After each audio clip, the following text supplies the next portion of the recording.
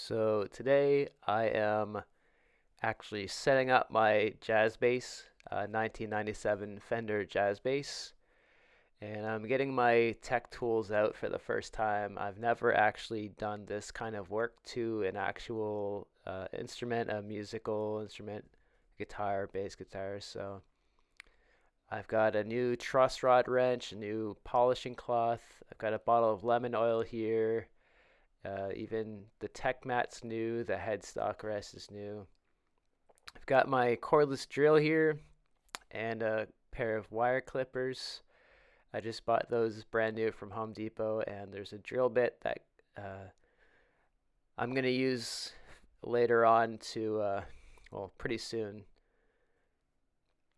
But yeah, this thing was pretty grimy underneath the ashtray. You'll see me dismantle that part right here. That metal part that I'm about to take off right here, as you can see, underneath it's just incredibly dusty and dirty. You can see me adjusting that knob there. Um, I ended up fixing it, but what was happening was the bottom half of the knob was turning the entire thing. So the bottom half is a tone. It's a concentric knob, so the bottom half is the tone, top half is the volume of that pickup. So you'll see what happens as I go forward and change the strings. I'm just using my drill to uncoil them and basically dismantle them from the bass guitar. And the first thing I'm going to do here is just wipe away all of the dust, all of the physical dirt that I could wipe off with a dry cloth. I'm taking off the control plate here because I wasn't sure what was going on with the concentric knob. I figured out pretty quickly that there was nothing wrong with anything underneath of it. So I basically just left it off until I fixed the concentric knob. Basically, all I had to do was unscrew the two knob parts and adjust the plate that basically uh, it's like a friction plate underneath the tone part of the concentric knob, and it was pushing the bottom part further up than it should have been, so it was moving the volume part of the concentric knob with the bottom part. So I bent it a little bit downwards so that it wouldn't push the tone part up so far. And so far uh, it's been a pretty good fix. I've only been using it for a couple of days since I did this, but yeah, you'll see I figured it out pretty quickly, and I wiped all the dust off of the underside of the control plate. I put it back on, reinstalled it.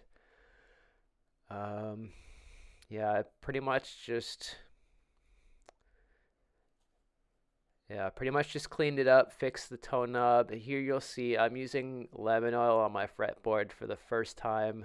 I've never used it before until that moment.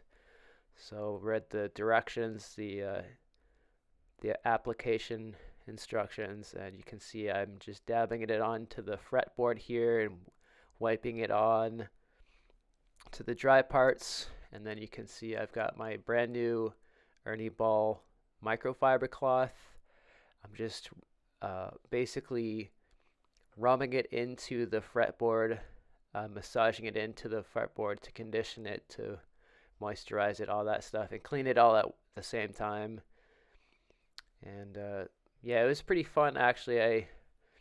It was one of the more satisfying things that I've done. Um, yeah, it's pretty fun. It looks great after the work is done. You can tell it's shinier.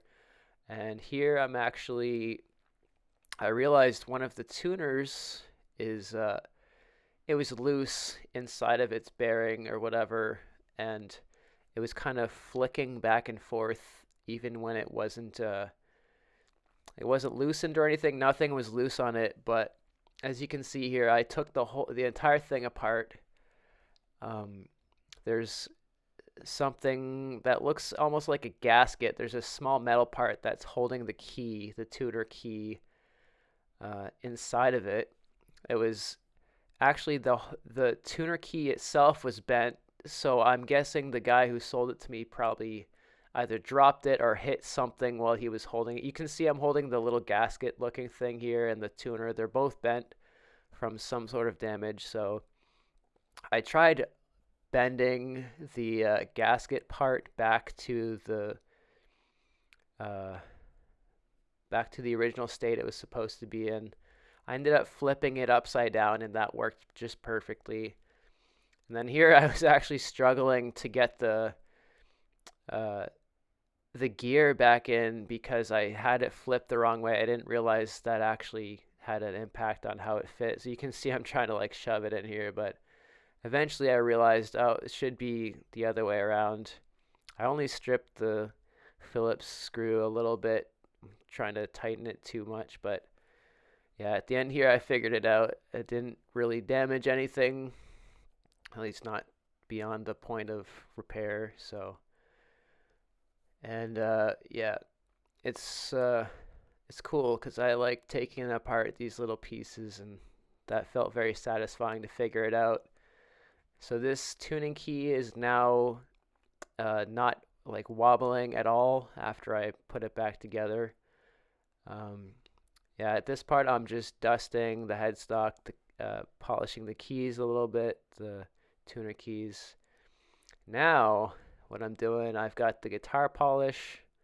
It's just a typical uh, guitar polish slash lacquer uh, finish type thing.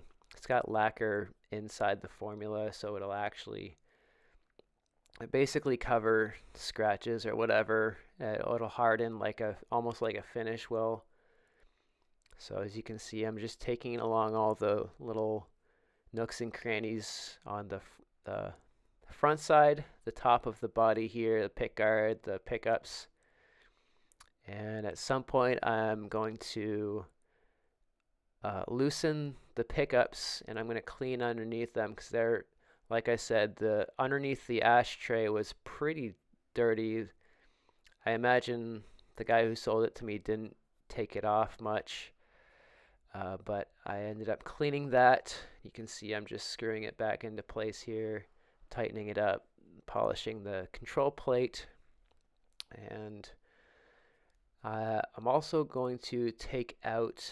Oh, I guess this is the part where the second part of the concentric knob, I realized it was still giving me the same problem. So this is actually the part where I bent the piece back into shape so that it wouldn't be pushing you can see I put the black part on first. That's the part that's getting pushed into the silver part of the knob. So they were turning at the same time when I would only wanted to turn the black part. So this is where I actually figured that out, because I realized pretty soon that even though I had fixed it earlier, it returned back to its original state, which is where the problem was lying. So, and I'm just putting it back in place here. Thankfully, I've got my dad's toolbox on the counter. He's got these mini screwdrivers that I could use. I didn't have one of my own, so that was incredibly helpful, and I'm very grateful that my dad has a toolbox with the necessary tools. I also borrowed his half-inch wrench as well for the what do you call it? The bolts that are on the control plate as well. So I didn't really need those. Well, I guess I needed that for the figuring out how the concentric knob actually worked. But yeah, that was super helpful. And now I'm actually taking out the saddles with the screw and the spring and everything. Just because the bridge is pretty dirty. It's pretty much the only reason I wanted to take that off. The saddles, just wanted to get deep and clean in there as best as I could. And at this point, the whole bass guitar is pretty much as clean as it's gonna get. I didn't wipe the back of the neck or anything. It's got a lacquered finish, like not a satin finish. So I guess I didn't really know if I was gonna clean that or not. So I could probably take a cloth to it now and probably just with water or whatever, just do the hot breath method. But anyway, I've got my not brand new strings, but they were on a bass that I rented, and I actually changed the strings, so these didn't have much use when I'm putting them on. And I just don't have the time or the money to go get a new pack of strings right now. So these were just lying around, and they'll do the trick. And of course, I've got my cordless drill. With the drill bit, like I said earlier, it's got a peg winder drill bit, so you can pretty much put it in any type of drill. I found here that if I powered the drill too much, if I let it turn too fast, it slipped off of the tuning key too easily. I couldn't maintain a constant spin on that tuning key, so I had to balance that. But it's a pretty good method. There's also the Ernie Ball peg winder, the electric peg winder, which is pretty useful too. I find the drill is just quite a bit faster, and honestly, it's probably gonna last long. It's more durable. So, and at this point of the video, I would appreciate if you leave me a like, give me a comment, and subscribe to my channel if you like this kind of stuff. I'm actually just cleaning up what I was working on, and upon reviewing this the first time, I realized there's a coiled string on the floor. I don't know if you can see that right by my left foot as I stand there. I didn't even realize it was there, and I kind of just left without cleaning it up because I didn't even see it. So yeah, anyway, this part of the setup is where I am adjusting the pickup height for the desired amount of input level for my my amps and stuff, my amp sims. I kind of like my pickups lower. They tend to get a little bit more clarity and not so hot. I don't really like the pickups that hot. I like the clarity more than I like the distortion for the most part. And my truss rod wrench here, I bought it. I've never actually adjusted a truss rod properly like this before, so you can tell I'm just experimenting with the angle of the bow and the neck, and I was just learning how it actually worked, because I've never actually had prior experience adjusting truss rods. And finally, this is where I started intonating the bass guitar properly. So if you don't know what intonating is, oh yeah, you can tell here I'm also lowering and adjusting the saddle height. But basically, as I'm tuning it, I'm going along and making sure it stays in tune at the 12th fret. So I'm adjusting the saddles so that it stays in tune up the whole fretboard. That's all intonation is, but I think this was probably actually the longest part of the entire process of setting up my bass guitar.